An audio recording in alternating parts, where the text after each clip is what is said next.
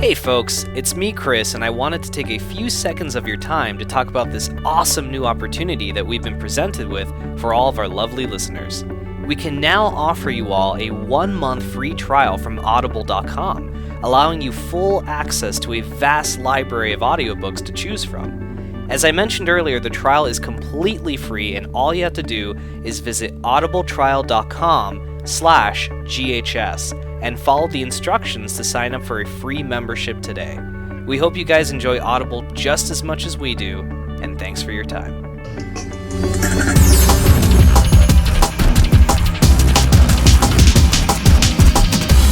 But that's an excellent point. I mean, you could read it's look, like the reality is season 1 wasn't doing well, right? And so they said, fuck, let's do something different. So they had her go to California. It was a lot more colorful over there. Because, you know, New York in the 40s is often depicted as really gray and monotone and shit. California, on the other hand, is very colorful, you know, has like the palm trees and shit. So they did that. And even her promo images were a lot more colorful than season 1. So I get that. You know, you want to do a fresh start, a fresh case, because they kind of resolved the case in the first one. But, dude, you know what really pissed me off? I thought we were going to get... remember at the end, the post-credit scene at the end of season 1, where like the bad guy, he was like the right-hand man to Red Skull, that he becomes a video in Winter Soldier. Like he's there with the dude that can hypnotize people, and I'm like, oh shit, he's gonna be the villain of season 2, and they completely dropped that. Like so fucking dropped that. Like we don't even have a scene with him in season 2 at all.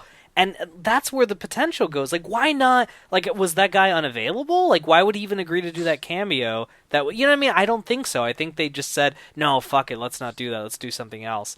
And you know, dude, it happens sometimes, right? Like, sometimes you make a good movie or a good show, season 1, and shit, sometimes season 2 is even better. Like, look at Agents of S.H.I.E.L.D. Season 1 is not that good of a show. It got better near the end, but it wasn't that good. Season 2 is phenomenal, and Season 3, that show's getting better and better with each season. Yeah. Carter, you know, unfortunately, some people, you know, maybe it should have just been a miniseries. 1 season, 8 episodes, you know, tells a story. But, okay, so we talked a lot about stuff that we didn't like. What did we like? What did you like about, like, Season 2? Kind of a general sense, as I said that before, acting was stellar for it as well. The humor was there. They injected that kind of like that superhero kind of element without going too far onto the lines where it's like it becomes a superhero movie. Kind of generally, like, let me think, what else was there? See, again, like, this is the thing that I'm having problems really thinking about the stuff that I really enjoyed because there wasn't that much. Maybe Jarvis's wife, I like that character. I thought it was a great introduction. She was so... wasn't she a breath of fresh air? Yeah, it was just a match made in heaven because he talks about her non-stop, and then they even have that overlap of that scene where she's trying to ask him how to dismantle that piece of equipment. Right, that was a great... and she walks in, and it's kind of that thing that because it's like being that great enigma and that kind of even great kind of like mystery of who Jarvis's wife is, even though he keeps saying her name. Yeah. And like you need the perfect, and it has to be absolutely perfect to a T, that person that matches Jarvis because of what his personality is. And it just fell like a jigsaw piece together. Like they just fell together. It was a great match where I was like, you know what, did great with that.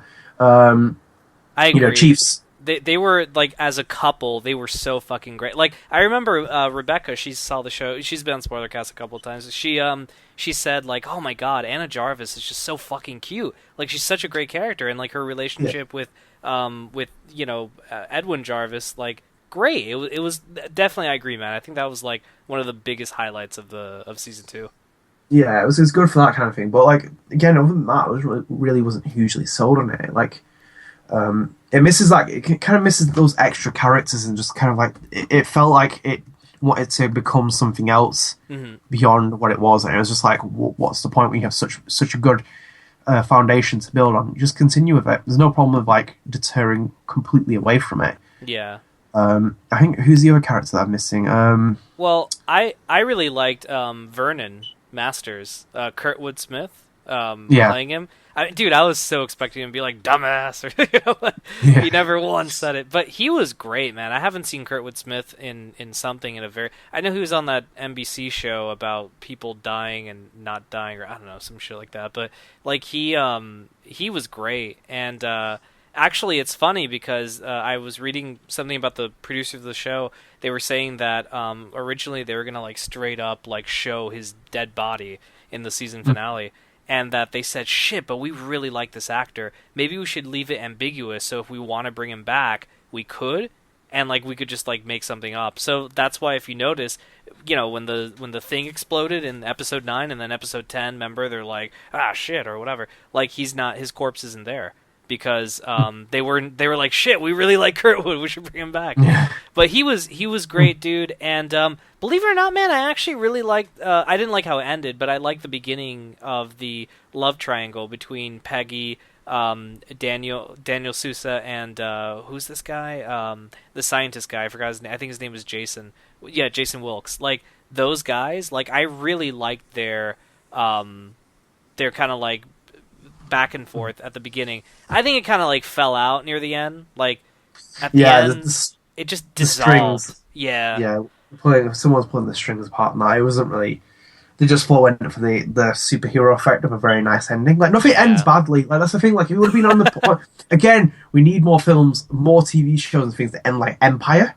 Yeah. Like, you know, Empire Strikes Back is, for what it is, it's brilliant because it ends on such a downer to the point where, like, you know, so House of Cards season 3 was like, you're like, oh shit, like, it's not going positive anymore. Maybe something's going on, like, you know, or even like a more of a kind of realistic sense. It's just one of those kind of makes it, you know, interesting to come back to a show because even if it was shit as hell, you'd come back to it just to see what happens because Empire sets things up, like, in a brilliant way because it's like, all hope is gone.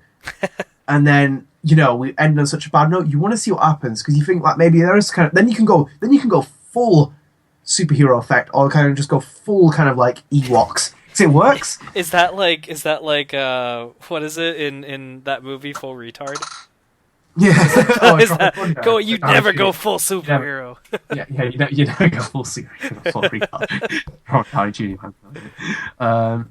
But no, yeah, I agree with you. Oh, I can see where you're coming from with those characters though, and like how you like them. It just dissolved at the end. Like it's so fucked up and stuff. Yeah, I mean, I always like during the first season when like Peggy would go to the diner and talk to her friend. I miss the friend, man, a lot. Yeah, she was in like one episode in that dream scene. I missed her, man. Yeah, like she was brilliant. Like she was just like, you know, what did she call you? She called Tuts or something. Yeah. Or English. No, she's called English. Yeah. Oh yeah. How you doing, English? Yeah, that's a brilliant nickname. But again though, there's some great moments like when she's doing that black and white moment. Mm-hmm. It's like, Peggy, we never thought your life would be so black and white. It's like, where's the colour? And it was kind of like almost like breaking of something where it's just like, oh, this is really, really interesting. It was just like it went back to its comfort zone. It was like, oh, that's a bit of a shame. Oh, I do have to say something though. We forgot to mention something. Howard Stark, man, he was great too. Like he was in less of the show. He was only in 2 episodes. He was in that first episode near the beginning, and he was in the finale. And the reason for this is, I think it's because the actor that plays him, Dominic Cooper, he's doing a show now. He's a regular on a show, Preacher. He's doing Preacher, which is an adaptation of a comic book. It was developed by Seth Rogen, but he's the main star, the title character of that show. So he's like, look, I can't be in season 2 as much as I was in season 1 because he's in quite a lot of episodes. But man, those 2 episodes he was in, like, he's just so fucking funny. Like, what was it? Remember that guy came in at the end and like he's like, is that what you do? You point a gun at my butler or something like that? And then, like, they have a moment and they stop and then he starts, like, going, come here, you son of a bitch. You know, I love that. Like, it's such a great, like, that even though that guy is clearly a piece of shit, for some reason, Howard and him have this rapport, you know. So he was great. Dominic Cooper is always a blast, and I hope they keep... I know it's weird. He's one of the rare characters that he can only play Howard when Howard is super young, because they have that other actor that plays him when he's older, like in Ant-Man and the other what was it in Ant-Man and in Iron Man 2 when he's seeing the footage of his dad. So like basically once Tony is born, he can't play his dad anymore. But he was great too, man. He was like a fucking delight, and Yeah, it was just great seeing Dominic Cooper even for a little bit. I think this might be the last time we see him for a while. I don't know, because Well, maybe never see the show. I don't think the show's going to get renewed. Yeah, no, unfortunately. I think this is probably the nail in the coffin for Carter. It really is, yeah. Because here's the thing, like, so not obviously not because we didn't like it. Yeah, no. As Chris is about to explain, there are big connotations to this show. It's because they're developing another show right now. I think they're about to shoot a pilot or something, and I think it's called Marvel's Most Wanted, and it's a spin-off of S.H.I.E.L.D., and it has the I forgot his name, but the British guy on S.H.I.E.L.D. and the blonde girl, Bobby, they're going to spin off into their own show, which I think is a stupid idea. Like, why do that if you're going to see them on S.H.I.E.L.D., but whatever. But they're going to be spun off into their own show, and, like, it just makes sense. Like, Season 2 had worse ratings than Season 1, and dude, Season 1 had bad ratings. Like, Season 1 was so bad, everyone's like, they're not going to make a Season 2. And then Season 2 had, like, lower than that. So the chances of Marvel... I think, personally, they should just do a Netflix show. That show, I think Carter was designed to be Netflix. Because then you can get away with being more true to the character. And plus, dude, what a shit that the show ends on a cliffhanger with that dude getting shot and then, like, leaving or whatever. Like, so that's probably not going to get resolved unless they do, like, a mini-series or I don't know. I mean, I know we're probably going to see Peggy Carter in different incarnations because they keep using her in the MCU films. Like, remember she was in the opening of Ant-Man and Ant-Man, where she's working with... Is it she with Howard Stark? Yeah, she was Howard, played by the other actor because he's older. Yeah. So, and what is it? She was also in Avengers: Age of Ultron in when everyone's having their, like, hallucination and Steve has hers and they finally get to dance and shit. So, like, she'll come out, but as a central character, probably not. Yeah, I think the central focus is now. That so sucks, man. Well, I know Hayley Atwell's doing Conviction now in 2016. She's signed on to that, and I think that's going to be demanding to even come back and do Carter. Yeah. But generally speaking, maybe it is just kind of the cut-off point that's reasonable to kind of end this series now. Yeah. Get away with things. Like, I don't really think there's much more to kind of really be done without almost wrecking something else that could have been something special. It's not completely disastrous. Like how we've making out, it's not completely terrible. It was entertaining, Like, but for standards where it's set in the first season, it really didn't match them. It was kind of like dropped a little bit. Mm-hmm. And it's a bit of a shame as well. But I think like for where it is, it's ended well. I wouldn't recommend it to anyone watching it, like to go and watch the full 2 seasons. But still, it was an interesting journey with Peggy. Yeah. It was for what it was cool. Season 1, I think, will always be like that. If anyone ever says, "Hey, what kind of a character is Peggy Carter?" I'd be like, "See Season 1 of Agent Carter," and that is the character. I mean, she's so fucking awesome. Dude, at the very least, I hope that maybe one day in the future we get, like, who knows? Maybe they'll do a Netflix movie.